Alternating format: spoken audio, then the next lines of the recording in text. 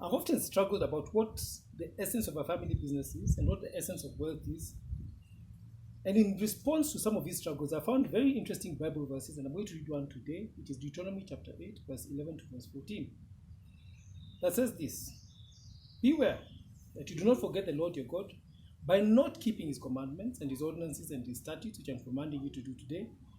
Otherwise, when you have eaten and are satisfied, and have built good houses and lived in them, and when your herds and your flocks multiply, and your silver and your gold multiply, and that all you have multiplies, then your heart will become proud, and you forget the Lord your God who brought you out of the land of Egypt and out of the house of slavery.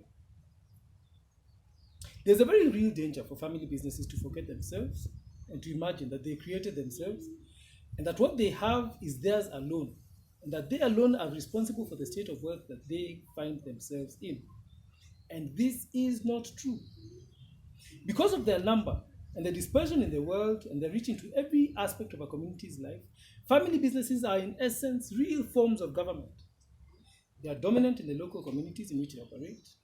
They have intimate senses of the needs of a society and the financial wherewithal to follow through on decisions. And while they must be commended for the entrepreneurial skill and business acumen, family businesses do not create themselves. They are created by communities in which they serve and from which they gain wealth.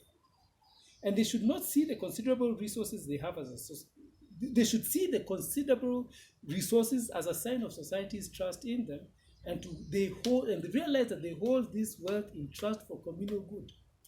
And for that reason, the wealth accumulated by family businesses is not the means by which a lucky few get to live pampered lives, or a tool to guarantee the coddling of a generation of individuals. To convert family wealth into an instrument to perpetuate social injustice and to confer rights without corresponding responsibilities is socially unsustainable. The ultimate purpose of a family business is to judiciously distribute blessings and benefits to the communities in which they operate, and not from a sense of arrogance or condescension that implies that family businesses are superior to everybody else and their members are better than everyone. Their children are better than all the other children. But from a sense of humility arising from that recognition of the important role that they play within the society.